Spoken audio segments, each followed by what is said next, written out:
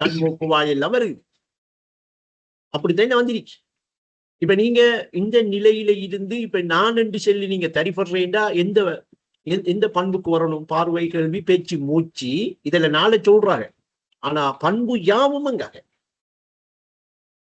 அப்ப பண்பண்டிருக்கிற எல்லாத்தையும் நீங்க மத்திபத்துக்கு வந்து நான் என்று தரிப்படக்குள்ள நீங்க அந்த தரிப்பட்ட நிலையில அந்த பண்பெல்லாம் இருக்காதா உங்ககிட்ட? அந்த பண்பெல்லாம் இன்னைக்கு தரிப்பட்ட அப்படி இருப்ப எடுத்த ஒருத்தருக்கு என்ன கேட்காது, என்னத்தை பார்க்க மாட்டாரு. அதைத்தானே அடிக்கடி உறவாட்டத்துல சொல்றேன். நான் இன்னும் உண்மையே பேசலையே. எப்படி பேசுறது, எப்படி நான் உங்களுக்கு விளங்கப்படுத்தி தரேன்?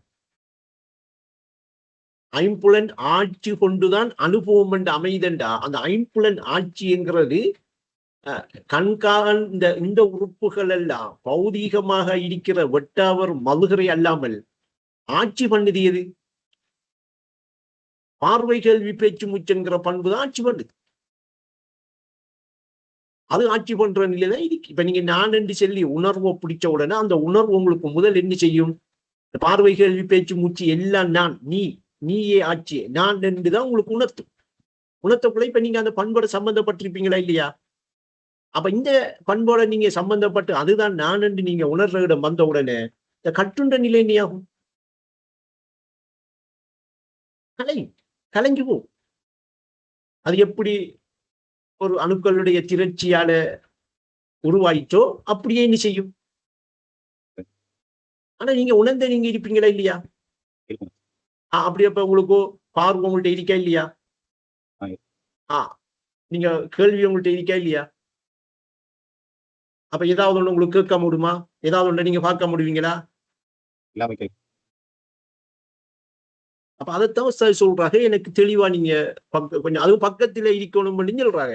அதுலயும் ஒரு ரகசியம் இருக்கு. நீங்க அங்க ஆமிங்கன்னா கொஞ்சம் நான் பக்கத்துல எல்லாம் ரசியாக அமையணும் அப்படின்னு சொல்றேன். சரி, அதனால அது உங்களுக்கு இப்ப நீங்க சரியாத்தானே வாரீங்க. இப்ப நான் அனுபவத்துல அதாவது ஐம்புலன் ஆட்சி கொண்டு அனுபவம்ங்கிற ஒன்று அமையக்குள்ள உங்களுக்கு அது விளங்கும்.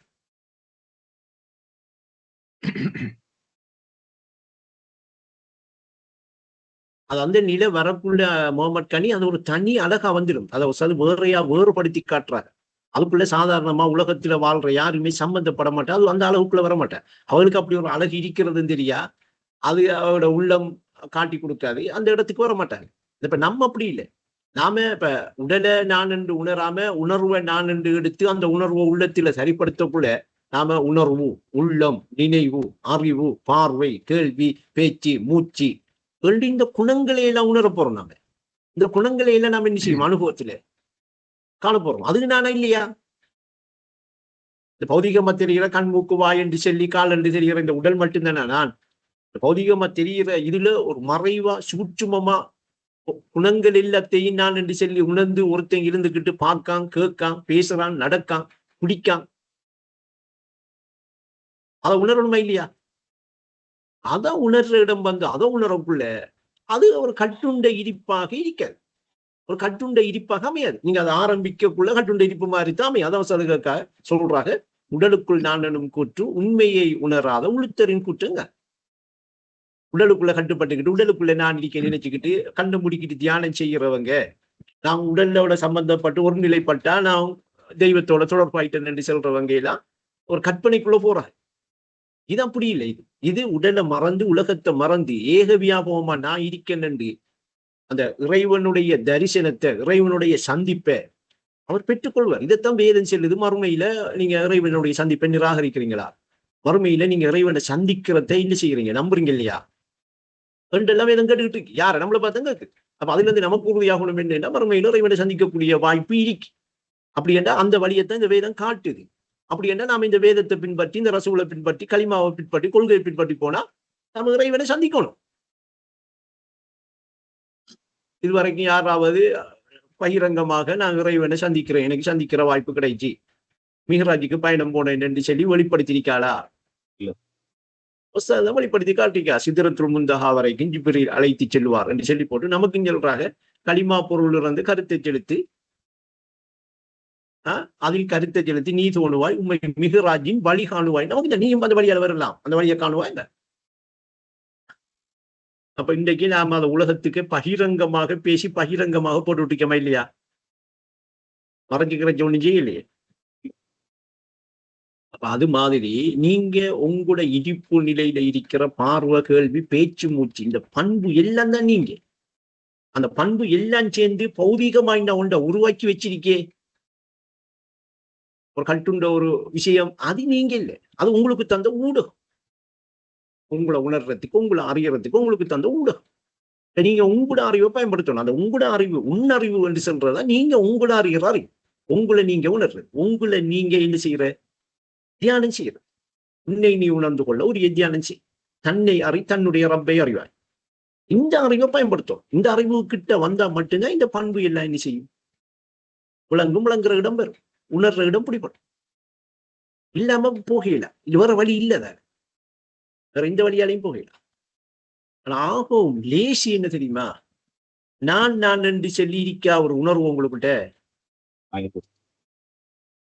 விட்டுடாதங்க. நல்லா கட்டி பிடிச்சிக்கங்க, உரிமைக்கு பிடிங்க, உயிரென்று பிடிங்க.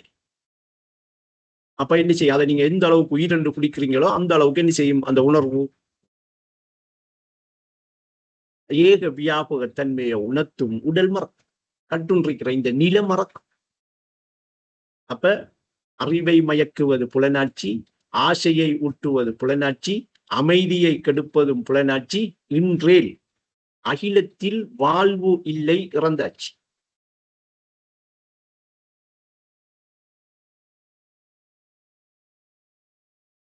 அதனால இப்ப நீங்க அந்த பண்புல நான் என்று சொல்லி உங்களை உணர்ற இடத்துக்கு இப்ப பார்வை கிட்ட வந்திருக்கிறீங்களா இல்லையா முகமது கனி?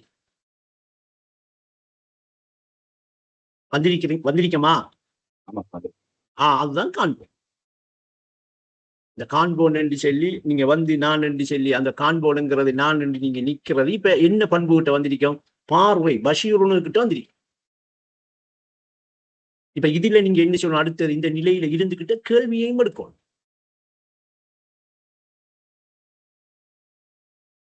யாரும் என்னமும் கதைச்சா கனவுல நின்றுகிட்டு ஒரு ஆள் கதைக்காரா, அந்த காண்போனா இருக்கிறவன் கனவுல ஒரு திரையை எடுத்துக்கிட்டு கதைக்கானா? எப்படி எடுப்பீங்க? அப்ப யாரு கதைக்கா உங்களோட? அண்ணா வந்துட்டா கேள்வி. நான் ஏற்கனவே காண்போனுங்கிற பார்வை நான் நின்று வந்துட்டு, இப்ப கேள்வி வந்துட்டா, நான் நின்று வந்துட்டா, மறா பேச்சு வரும், மறா என்ன மூச்சு வரும். அப்ப பார்வை, கேள்வி, பேச்சு, மூச்சு, பண்பு யாவும் நீயே ஆச்சு. நீங்க இதை உணர்ந்தீங்களா, தனிய மூச்சை பிடிச்சுக்கிட்டு பேச்சை பிடிச்சுக்கிட்டு போறது இல்லை. நான் மொத்தமா எடுக்கிறது எல்லாத்தையும். மூச்சை பிடிச்சிட்டு போறாங்களே எங்க அனுப்பா போய் குணத்துக்குள்ள அனுப்பாங்க. அந்த குணத்துக்குரியவனாக என்ன செய்வா, வருவாளா? அந்த குணத்துக்குரியவனை பிடிப்பாளா? இல்லையா? அவன்ட இடிப்பை பிடிக்கிறேன்டா, அவன்ட இடிப்பை எடுக்கிறேன்டா. ரசூல் சென்ன வழியில போகும், ரசூல் சென்ன மாதிரி போகும். அதான் பூரணத்துவம், பூரண கமாலியத்து, பூரணமாக தன்னை உணர்ற நிலை. இந்த மூச்சை பிடிச்சுக்கிட்டு போறாக்கள்ல இந்த சும்மா இந்த உலக அமைதிக்காக கொஞ்சம் ரிலாக்ஸ் ஆகுறதுக்கு, கொஞ்சம் கடும் அமைதி இல்லாம இருக்கு, குழப்பமா இருக்கு, அழுத்தமா இருக்குங்கிறவங்கள அது இருந்து கொஞ்சம் அப்படியே மூச்சை பிடிச்சி கொஞ்சம் செய்ய, நீங்க கொஞ்சம் அமைதியா இருப்பீங்க. அதை நான் சொல்றேன். இன்றைக்கு நீங்க மட்டுமே நிறைய பேர் மூச்சை பிடிச்சுக்கிட்டு என்ன செய்யறாங்க, அவர்களும் நிலைக்க மாட்டாங்க, கலைஞ்சுதான் போவா, செத்து போயிடுவா, அவர்களும் மண்ணாய் மாறுவாங்க. சரி, அதெல்லாம் இப்ப ஆழமான விஷயம் நான் பிடிக்க மாட்டோம்.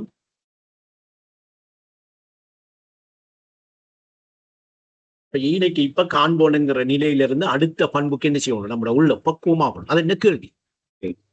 யாரு பேசினாலும் எவரு பேசினாலும் அந்த பேச்சுக்குரியவன் நான்ங்கிறது பிடிப்படும். அந்த பேச்சுக்குரியவன் நான்ங்கிறத என்ன செய்யும், எந்நேரமும் அந்த உள்ளத்துல தனிப்படும். இப்பதான் உங்களுக்கு என்ன செய்யலாம், இது இது ஜின் வந்து பேசுது, இது மலக்கு வந்து பேசுது, இது ஷைத்தான் பேசுறான், இது மனிதன் பேசுறான் என்று என்ன செய்வீங்க, அந்த பேச்சை விளங்கிக் கொள்வீங்க. அதை பிரிச்சு காணக்கூடிய பக்குவம் ஒரு உள்ளத்துக்கு ஏற்படும். அப்ப இப்ப காட்சியில கண்டுட்டீங்க, இப்ப காட்சியை கண்டுகிட்டு இருக்கிறீங்க இல்லையா? காட்சியை காண்றீங்கன்னா அவர் யாரா இருக்கணும்?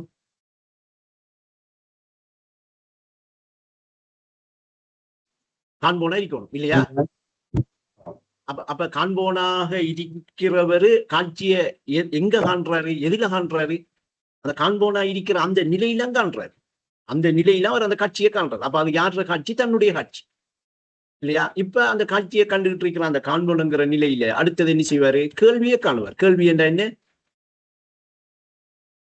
செவியேக்கும் நாதம். செவி கேட்கிற நாதம் இல்லை, ஏற்கும் நாதம் கேட்பாரு. அப்ப அப்படி கேட்டுக்கிட்டு அடுத்த கட்டம் என்ன செய்வாரு? பேச்சு வரும். மரம் என்ன செய்யும்? மூச்சு என்ன செய்யும்? இயல்பாமை. இப்ப இது எல்லாத்தையும் தாண்டி நான் என்று அதை பிடிச்சிக்கிட்டே போனாரா இல்லையா? இந்த நானுங்கிறத உணர்ந்துதானே போனாரு. இவர் மூச்ச பேச்சையெல்லாம் பிடிச்சிக்கிட்டு போகலையே, இந்த உணர்வை பிடிச்சிக்கிட்டு போனதால இப்ப இந்த உணர்வு தான் என்ன செய்யுது? இந்த பண்பை எல்லாம் நீ உணர்ந்திருக்கா என்று உங்களை உணர்த்தாதா, உங்களை காட்டாதா? அப்போ உஸ்தாத் சொல்ற மாதிரி களிமா உணர்த்தும் கருத்தை புரிந்தால் சரி. அப்படியே அவ சொல்றாங்க. அப்ப இப்னு கல்லாஜ் அனல் ஹக்கண்டு அவர் சென்றது பிள்ளையா? இப்ப இன்னைக்கு அவருக்கு முன்னுக்கு இருந்த மாணவர்கள் புரிஞ்சு கொள்ளல, விளங்கிக் கொள்ளல. நீ அப்படிப்பட்ட மாணவர்கள் யாரும் எனக்கு முன்னுக்கு இருக்கிறீங்களா? அப்ப கொஞ்சம் கவனமா தயாரிக்கணும். அப்ப இனி அதுக்கு நாம இப்படி கதவையெல்லாம் முடிவு பண்ணி வச்சுட்டு பேசுறதுதான் சரி.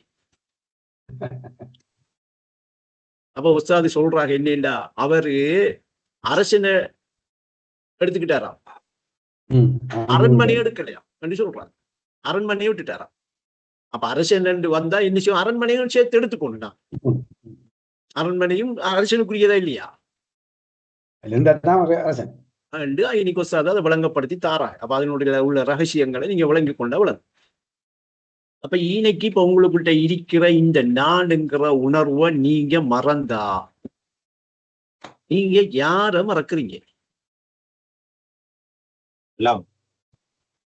அப்ப நீங்க அல்லாஹ்வை நீங்க மறக்கிறதால அவன் என்ன செய்வான்?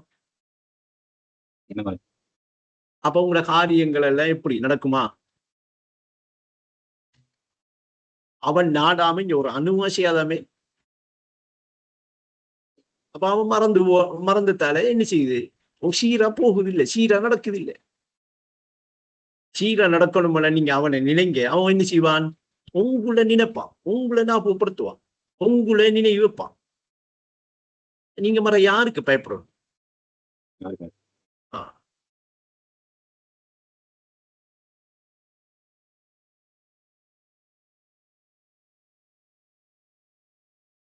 அப்ப இதுல உள்ள ரகசியம் அது இதெல்லாம் பிடிபடுகிறதா? இப்ப விளங்குதா? அப்ப இன்னைக்கு இப்ப காண்போனுங்கிற அந்த நிலையை விட்டு சருகிடாதங்க. நீங்க குறுகிய நாளைக்குள்ள அந்த காண்போனுங்கிற நிலை உங்களுக்கு பிடிபட்டிருக்கிறது இருக்கே பெரிய விஷயம். அதனால நீங்க என்ன செஞ்சீங்கடா, சச்சன உறவோட எப்பயும் இருங்க. என்ன உஸ்தாது சொல்றாங்க, சச்சன உறவு சாந்தி தர்மம், சபல புத்திய நீக்குமா. நீங்க இன்றைக்கு வந்து நான் இருக்கிற உங்களுக்கு இப்ப என்ன செய்ய மாட்டேன், ஒரு சாந்தியை தந்திருக்கும் உள்ளத்துல. இப்ப வேறு காண்ற தெளிவில்லாத அந்த அறிவை நீக்கு. இப்ப நான் வேற அவன் வேற என்று சொல்லி வேறு காண்ற அந்த கண்ணாசிரிக்கிற சந்தேகத்தை உண்டு பண்ற அந்த சபல புத்தியை என்ன செய்யும்? நீக்கும். அப்ப இப்ப சாந்தைக்கு முலம் சறுக்காது. இப்ப தெளிவான சபல அறிவு வந்திருக்கும், சபல புத்தி நீங்கும். அப்போ உஸ்தாத் அதை இங்க சொல்றாங்க, சச்சன சங்கத்தை கண்டறிந்து சத்திய உண்மையை கேட்டறியட்டான். கேட்டறிந்து சபல புத்தியை விட்டொழித்து, இந்த சபல புத்தி தான் இங்க உள்ள பிரச்சனை. காண்போல இருக்கிறவங்களுக்கு தான் சொல்றேன், அந்த நிலையில சரிபடுறவங்களுக்கு தான் இதை சொல்றேன். இன்னைக்கு உள்ள பிரச்சனை தான் சபல புத்தியை விட்டொழித்து சாந்தி வழியில் நடந்து செல்லுங்க. இப்ப நீங்க காண்போல் நிலையில நீங்க சபல புத்தி நீங்க உங்களோட உள்ளத்துல சாந்தி வழி தோணும். நீங்க என்ன செய்யணும், எப்படி செய்யணும், என்னத்துல சம்பந்தப்படணும், யாரோட ஈக்கணும், யாரோட இருந்தா உங்களுக்கு இந்த சபல புத்தி நீங்கும் வேண்டி எல்லாத்தையும் அது உணர வைக்கும். அதனால உறவாட்டத்துல உங்களுக்கு மட்டும் இல்லை, நான் நேற்று அசாமோடையும் கொஞ்சம் பேசினேன். எல்லாருக்கும் பொதுவா சொல்றது, நீங்க இந்த சச்சன சங்க இந்த உறவாட்டத்தை விட்டு நீங்க தூரமாயினா நீங்க நினைச்சுக்கங்க, என்னையும் விட்டு நீங்க தூரமாகறீங்கன்னு தான் அர்த்தம்.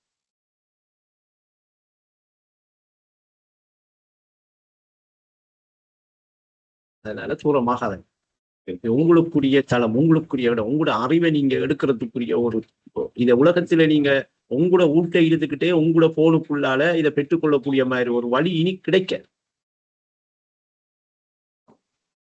நீங்க உங்களோட ஊட்டானே இருக்கிறீங்க, உறவாட்ட முடிய ஊட்டானே இருப்பீங்க.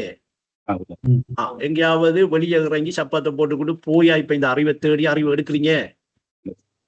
இதுக்கும் உங்களுக்கும் மாச்சல் ஆயிருக்கு, நேரம் இல்லாம இருக்கு, இந்த உலகம் விடுவதில்லைண்டா நீங்க எந்த அளவு இந்த கல்வியை விளங்கி இருக்கிறீங்க என்றா எனக்கு புரியல. உயிர் இது, இது உயிர், எனக்கு உயிர்.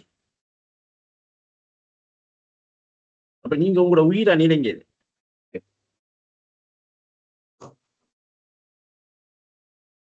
யாரும் வந்தா தான் நீங்க வரணும் இல்லை, யாரும் வராட்டியும் நீங்க வரக்கூடாது இல்லை, நீங்க வாங்க. அப்படி வந்து முடிவு பண்ணித்தான் வரணும் இதுக்குள்ள. அவர் இருந்தாத்தானே நான் இருக்கிறேன்டா, அவரு நரகத்தில இருந்தா கூட கூட்டாளியா தோல்ட போட்டுதான் இருப்பேன் மாதிரி கேள்வி. கல்பு கண் திறக்காத கயவனோடு இணைந்து சென்று கடும் துயரில் வீழாதீங்க. அப்ப இங்க ஒரு ஆள் இருந்தாலும் அவருக்கு கல்பு கண் திறக்கப்பட்டிருக்கும். அவர் வந்து இங்க என்னத்தை பேசிட்டு இருப்பாரு, அதை எப்படி துறக்குற, அது எப்படி துறப்படும், அது எப்படி துறந்திருக்கி, அந்த கல்பு கண் திறந்துதான் இப்ப நீங்க காண்போனுங்கிற நிலைக்கு வந்திருக்கிறீங்கிறது புரியுதா? இல்லாட்டி காண்போனுங்கிற நிலைக்கு வருமா உள்ளம்? இப்ப நீங்க காண்போனுங்கிற நிலையில வந்து இப்ப வெளிப்படையா நீங்க உங்களோட உள்ளத்தை பாக்குறீங்க. இப்ப பாருங்க சார் சொல்றாங்க, வெந்து நொந்த உள்ளத்துக்கு உலகம் ஒரு சாக்கடையாம், உறுதி பெற்ற உள்ளத்துக்கு உலகம் அதன் வெளிப்படையாம். அப்ப நீங்க உங்களோட உள்ளத்தை வெளிப்படையாக பார்க்கிற நிலை, இந்த கல்வி கண் திறக்கப்பட்டு காண்போனுங்கிற நிலையில நான் இருக்கிறதாக அந்த குணத்தை உணர்ந்தாதான் வரும். அந்த குணத்தை உணர்ற இடத்துக்கு வந்தாதான் வரும். அப்படித்தான் இப்ப வந்திருக்கிறீங்க. இதுக்கு 3, 4, 5 வருஷத்தை மினக்கெடுத்திருக்கிறீங்களா இல்லையா? அப்ப இது இப்ப என்ன இந்த கட்டத்துல நிக்கமண்டா நம்ம இப்ப கீழையும் இறங்கலாம், மேலையும் போகலாம். இது மத்தியும்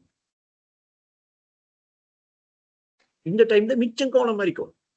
இப்ப தூய கலையில் முன்னேற துணைவன் ரொம்ப முக்கியம். ஈனிக்கு அவருக்கு தான் தெரியும் நீங்க ஈனிக்கு சருகுறீங்க. அப்ப இந்த உறவாட்டத்துல நம்ம அதிகமாக நாம 2-3 வருஷமாக பேசிக்கிட்டு போறதால இதுல ஆழமான விஷயம் போயிட்டு இருக்கு. ஆழமான விஷயங்கள் இதுல பேசப்படும். ஆரம்ப பிள்ளைகள் வந்து விளங்கினா அவங்க விளங்கிக் கொள்வா இல்லையா, அவங்க வந்து கல்வியை கேட்டு புறைக்கு விளங்கிக் கொள்ளலாம். அப்ப இப்ப நானும் நீங்களும் காண்பனை பத்தி பேசலாம். இந்த நிலைக்கு வந்தாக்களுக்கு தான் இது புரியும். இந்த நிலைக்கு வராதவர்களுக்கு இவ்வளவு புரியுமா? அப்ப அவங்க என்ன சொல்லும், முதல் நானுங்கிற உணர்வை சரிப்படுத்தி அதை அல்லாண்டு சொல்லி நம்பி ஈமான் கொண்டு, அப்ப அல்லாண்டு அந்த ஈமான் கொண்டா அந்த அந்த நானுங்கிற உணர்வு ஏகமா இல்லையா? அப்ப அந்த நிலை உள்ளத்தால உணரப்படணுமா இல்லையா? உணர்ந்து மறுதான் அவர்களோட அறிவு ஆயினைக்கு எழுப்பப்பட்டு அந்த விழிப்பு நிலை வரும். அந்த விழிப்புங்கிறது தான் அந்த அறிவு எழுப்பப்படுறது.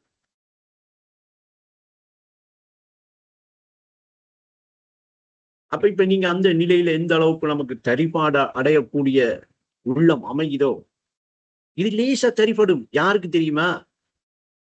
உலக தரவுகள் குறைஞ்சிருக்கே, உலக தொடர்புகளை நல்லா குறைச்சிருக்காளே, தரவுகள் நிறைந்த உள்ளம் அது தனிமைப்படுத்துற மிக கடினம்.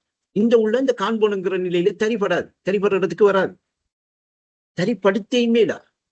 ஏன்னா அங்க யார் இருக்கான்? தலை விரித்தார் ஷைத்தான் இருக்கான். அவன் உணப்புணத்தை உன்னிலை அறிந்து கொள்ள விடுவானா? அவன் தரகுகளைத்தான் இன்னும் நிரப்புவான், தரகுகளைத்தான் அள்ளி போட்டு விட்டு பெறவர். இன்னும் அதுகளுக்கு பின்னாலாம் போக விரும்புவார். அதை குறப்பமே என்று சொல்லி குறைச்சி அந்த உள்ளத்தை தனிமைப்படுத்துற இடத்துக்கு அவர் வாரேண்டா என்ன செய்யணும்? தரகுகளை குறைக்கணும். அவசியம் இல்லாத்தையெல்லாம் குறைக்கணும். அவசியமானதை மட்டும் வைக்கணும். அதை மட்டும் தரிப்பட்டு காண்போனுங்கிற நிலையில தரிப்பட்ட உள்ளம் இப்ப என்ன செய்யும்? தனிமையில் அமையும். அந்த காட்சி நிலை என்ன செய்யும்? எந்நேரமும் அதுல தெரிஞ்சுக்கிட்டே இருக்கு. இதுதான் தியான நிலை. சரியானால் காட்சி நிலை கிட்டும். இவருக்குத்தான் தியானம் சரியாகி இருக்கிறது. அது வரைக்கும் அவர் செஞ்சது பயிற்சியே அல்லாமல், அந்த தியானம் சரியாகிறதுக்குரிய முயற்சியே அல்லாமல் அவர் செஞ்சது தியானம் இல்லை. இப்ப சரியான இடத்துக்கு வந்து அப்ப இப்ப நீங்க காண்பொழுக்கிற நிலையில வந்து காட்சி தெரியுதுன்னா உங்களோட தியான நிலை சரியாகி இந்த தியான நிலையில சரியா இருக்கணும்னு சொல்றீங்க. இப்ப தரவுகள் இப்ப நாங்க தியானம் செய்யும் போது நாங்க அந்த தரவுகள் எங்ககிட்ட இருந்தாலும் அந்த தியானம் செய்ய போது நாங்க அந்த எல்லாத்தையும் ஒதுக்கிட்டு நாங்க எங்கட இதுல இல்லாம தான் நாங்க தியானம் செய்யறோம். ஓ அப்ப ஒதுக்கி போட்டு தான் நம்ம செய்யறோம் தியானம். செஞ்சுட்டு மறா என்ன செய்யறோம்டா, சரியா? மறாத அந்த தியானத்தை தனிப்படுத்தின அந்த உள்ளத்தை நம்ம என்ன செய்யணும், அந்த கருத்தை நழுவ விடாம பாதுகாப்பணும். உதாரணத்துக்கு அந்த உதாரணம் மூலம் சொல்றேன்டா, தியானம் செய்யறதுக்காக என்ன செய்யறோம், ரூமுக்கு போறோம்.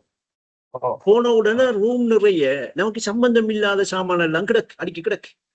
நமக்கு சம்பந்தமே இல்லை, சரியா? நமக்கு தேவையும் இல்லை, நமக்கு அவசியமும் இல்லை, நிறைய கிடக்கு. இப்ப என்ன செய்யற, இப்ப நம்மகிட்ட தேவையான சாமான் எங்க இருக்கும்? இப்ப வெளியேறிக்கும், ரூமுக்கு இருக்காது, வெளியேறிக்கும்.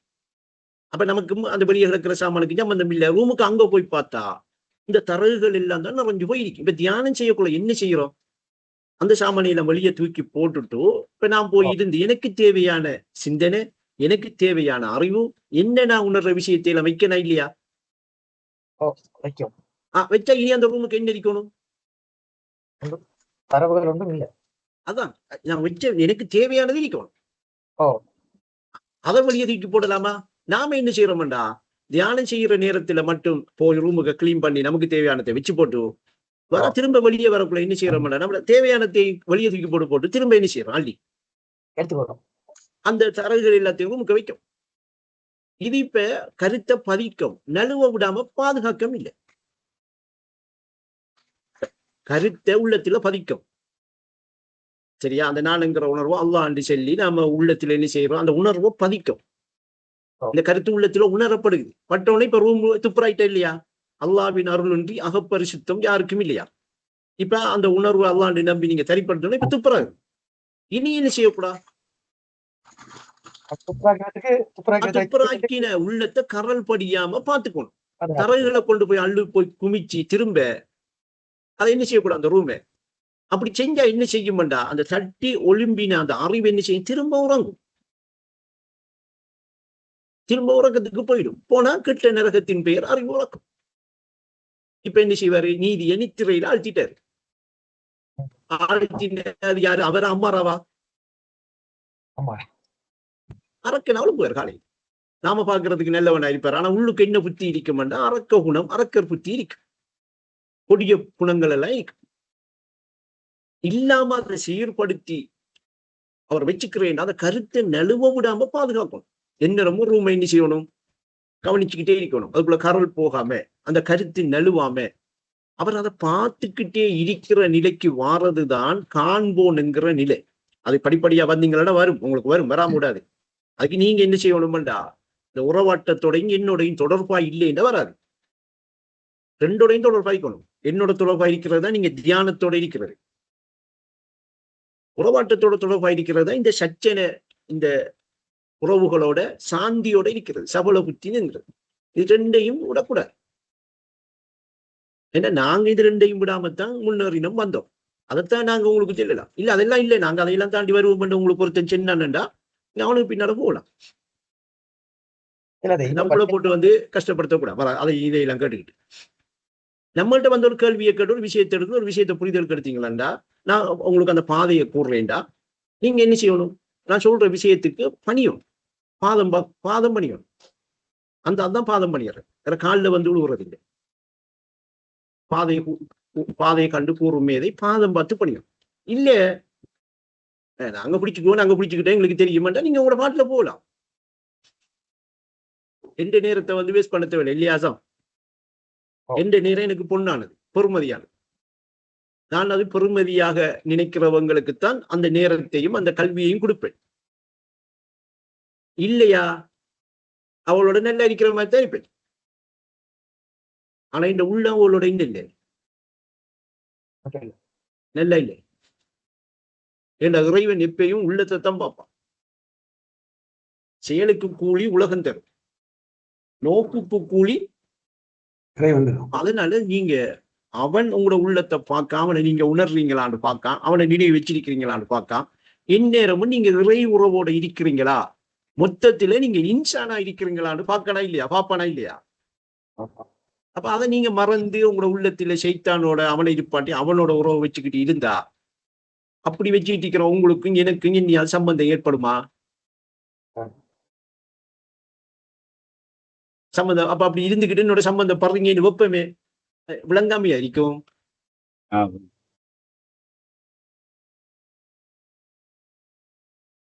அப்படிப்பட்ட ஆட்கள் வழிகாட்ட வருவாள நமக்கு? நான் இந்த குடும்பத்தை, இந்த சொத்தை, பொருளாதாரத்தை, இந்த வாழ்க்கையை தியாகம் பண்ணி இந்த இடத்தை பிடிச்சிருக்கேன். ஒரு சரித்திரமே இருக்கு. காத்தாங்குடியில வந்து இறங்கி நீங்க விசாரிச்சா சொல்லுவா. அப்ப முன்னிருந்த சகாபாக்கள் படாத கஷ்டமெல்லாம் படாம லேசா ஜன்னத்துக்கு போலான்னு இன்னைக்கு என்ன வேணா, அப்படி இல்லை. இந்த ஒரு முயற்சியும் அதுக்கண்டு சில தியாகங்களும் அதை சரிப்படுத்துறதுக்காக நழுவப்படாம எடுக்கிற ஒரு ஒரு விஷயமும் இருக்குது. அதனால நீங்க குறிப்பிட்ட கொஞ்சம் பேர் தான் என்ன செஞ்சிருக்கிறீங்க, இந்த கல்விக்குள்ள, இந்த சிந்தனைக்குள்ள, இந்த அறிவுக்குள்ள வந்திருக்கிறீங்க. நீங்க அந்த பழைய குப்பைகளை எல்லாம் இனி என்ன செய்யாதுங்க, அள்ளி உங்களுக்கு சொன்ன விஷயத்துல உள்ள முக்கிய பாயிண்ட் என்ன, நான விட்டுறாதுங்க. அண்ணா நான் நான் அந்த நுட்பத்தை உறுதி கொண்டு பாருங்க, அல்லாஹ்வுடைய பெருப்பந்தில். ஆனா நீங்க பாக்குறீங்க, மறந்துடுறீங்க. சிலர் சிலர் பார்க்கிறதே இல்லை, மறதியிலே இருக்கிறீங்க. சிலர் பார்க்குறீங்க, உறுதி கொண்டு பார்க்குறீங்க இல்லை. சிலர் பார்க்கிறதே இல்லை, பொழுதுபோக்காக என்ன செய்யறீங்க. அவர் என்ன எப்படி பரிவர் அப்படின்னு நினைச்சிருவார், சரி நாம உறவாடத்துக்கு போகணும் தான் பாருங்க. அப்படி எல்லா தரத்திலேயும் இருக்கிறீங்க, எனக்கு தெரியும். தெரியாம நான் இங்க உங்களோட சம்பந்தப்படையும் இல்லை, உங்களுக்கு இந்த வழியை சொல்லித்தர வரையும் இல்லை. அப்படி ஒருத்தன் மாறானண்டா அவன் வழிகாட்டியும் இல்லை. ஆனா உறுதியா நீங்க என்ன செய்யுங்க, அந்த நுட்பத்தை, அந்த ஞான பாருங்க, உறுதி கொண்டு பாருங்க. அந்த நேரத்துல கொஞ்ச நேரத்துக்கு பார்த்து போடு மர அலட்சியமா திரிஞ்சிங்கன்னா அவன் உங்களை மறந்துடுவான்.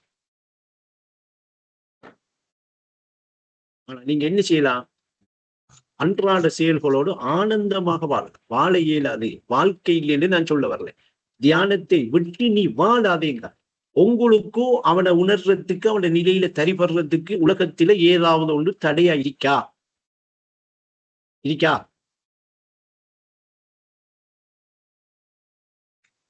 அதை கொஞ்சம் நீக்குங்க, கொஞ்சம் கொஞ்சமா நீக்குங்க. இல்ல இன்னும் அதை நீங்க என்ன செய்வீங்க, அள்ளி தலையில வச்சுக்கிட்டு இருப்பீங்களா? நீங்க மறந்துதான் இருப்பீங்க, மறந்து இருக்கிற நிலையில இருப்பீங்க. இல்ல நீங்க தரிப்படுத்தி அதிலையும் ஜெயிக்கலாம், அந்த முயற்சி காணலாம் என்று உங்களுக்கு உறுதியா இருக்குமெண்டா நீங்க என்ன செய்யுங்க.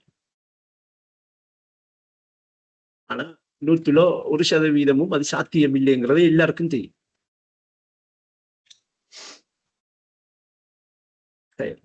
அப்ப நாம இனி கொஞ்சம் ஓபாவோமா, வேற என்ன அசாமுக்கு விளங்கிட்டாப்ப. அப்ப இப்ப தரகுகளை நீங்க போய் தியானம் செய்யற நேரம் ஃபுல்லா சுத்தமாகுது, உள்ள தரகுகளை நிற்கிறோம்.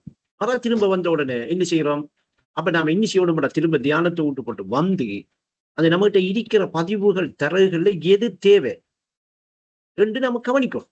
நம்மளோட உள்ளத்தை கவனிக்கணும், நம்மளோட மனசை கவனிக்கணும். கவனிச்சா நமக்கு நல்ல விளங்கும், இது தேவை இல்லை, இது தேவையில்லை. இது என்ற தீய குணத்தால, தீய எண்ணத்தால என்ன செய்யும் வருது. ரைட், அது வேறு காண்றதால வருது. இது அப்படி இல்லை, ஏக நிலை நான் என்று சொல்லி என்ன வேறு காணாம அந்த கொள்கையில ஏகத்துவத்துல தரிப்படுறதால வருது. அப்ப அதை எடுப்போம், அதை செய்வோம். இது ரெண்டு விஷயமும் தான். அப்ப நீங்க ஏகத்துல சரிப்பட்டு களிமாவு எடுத்தீங்கன்னா உயர்நிலை போவீங்க. வேறு கண்டு தீய குணங்களும் தீய சொற்களையும் சம்பந்தப்பட்டீங்கன்னா எங்க தாழ்வு நிலைக்கு வருவீங்க. இப்ப நீங்க உயர்நிலைக்கு போனா என்ன ஆகுவீங்க என்கிறதும் உங்களுக்கு பௌதீகமா உங்களோட கண்ணுக்கு, இந்த கண்ணால பாக்குற பார்வைக்கு தெளிவா காட்டப்பட்டிருக்கு. அதே நேரத்துல நீங்க இணை கொண்ட உள்ளத்தோட வேறு காண்ற அந்த தீய குணத்தோட சம்பந்தப்பட்டு உங்களோட உள்ளத்தை நீங்க சரிப்படுத்தி வச்சுக்கிட்டு இருந்தீங்களா, இந்த தாழ்வு நிலைக்கு வந்து என்ன ஆகல நீங்க ஆகுவீங்க, என்ன ஆகிருக்கிறீங்க. என்கிறதும் உங்களை கண்ணுக்கு தெரிகிற அளவுக்கு, இந்த பார்வைக்கு தெரிகிற அளவுக்கு, கண்ணால வார பார்வைக்கு தெரிகிற அளவுக்கு தெளிவா இருக்கு. இதுதான் நல்லுணர்ச்சி பெறுவோர் உண்டா, உணர்ந்து கொண்டவர்கள் உண்டா, சிந்திப்பவர்கள் உண்டான்னு வேதங்க இருக்கு. ஒன்று அல்ல மறைக்கல, அவன் அநீதி செய்யறல, அவன் யாருக்கும் அநியாயம் செய்ய மாட்டான். அவன் நீதிமானுங்கிறத நீங்க புரிஞ்சுக்குவீங்க. அதனால வேண்டியதான் அந்த உள்ளத்துல வச்சுக்கோங்க. தேவையில்லையா உங்களோட வேலையை பாருங்க. ஒன்றும் செய்யல அவர்களால உங்களுக்கு அவர்களால எந்த பிரயோசனமும் இல்லை. நல்ல ஆழமா சிந்திச்சு பாருங்க. இந்த உறவாட்டத்தையும் ஈடுபட கொஞ்சம் ஆழமா கேளுங்க. அதனால தியானம் செய்யற உள்ளத்தை பாதுகாருங்க. அந்த கருத்தை நழுவ விடாம அதை சரிப்படுத்தி பாதுகாருங்க. அதை பாதுகாத்து என்ன செய்ய, கரல் படியாம பார்த்துக்க சொல்றாங்க. அங்க போய் சின்ன ஒரு கரல் பட்டாலும் அதை சுத்தம் பண்ணினவனுக்கு தான் தெரியும். இவ்வளவு பரிசுத்தமா சுத்தமா வச்ச நாம பட்ட கஷ்டம் என்ன, ஒரு கருப்பா ஒரு டொட் விழுந்துட்டேன், மனோத்து படாதா? நல்லா கிளீன் பண்ணி ஒரு மாபிள் இருக்கிற தரையை செய்ய இன்னைக்கு ஒரு கருப்பா ஒரு டீ பிளேன் ஊத்தின்றோன்னு எப்படி இருக்கும்? உடனே என்ன செய்வோம்? நாம உடனே செய்வோம். அப்படி அந்த உள்ளத்தை சுத்தப்படுத்துற அளவுக்கு இந்த தியானம் வேலை செய்யும், இந்த விக்கிர வேலை செய்யும், இந்த களிமா இன்னும் செய்யும். அதுக்கு அந்த கருத்தை நழுவ விடாம பாதுகாத்துக்கிட்டே இருந்தீங்களே. அதுதான் சொல்றான் அல்லாஹ், அல்லாவின் அருளின்றி அகப்பரிசுத்தம் யாருக்கும் இல்லை. அல்லாஹ் தான் உங்களோட உள்ளத்தை சுத்தப்படுத்துகிறான், சுத்தப்படுத்தப்படுகுது. அல்லாவால அந்த உள்ளம் சுத்தமாகுது. அதுக்கு அவனுடைய அருள் வேணும். அந்த அருள் உங்களுக்கு எல்லாருக்கும் கிடைச்சி, நீங்க ஒருத்தர் எங்களுக்கு கிடைக்கல என்று மறுமையில என்ன செய்யலாம், மறுக்க முடியாது. ஆனா அதை பாதுகாக்காம, அதை அலட்சியப்படுத்தி, அதை கணக்கெடுக்காம, அதை நீங்க வெறுத்து மறுத்து எல்லாம் உங்களுக்குத்தான் வரும். அது உங்களுக்கு பின்னாலும் வரும். விளங்கிட்டா சரி, இவ்வளவுதான்.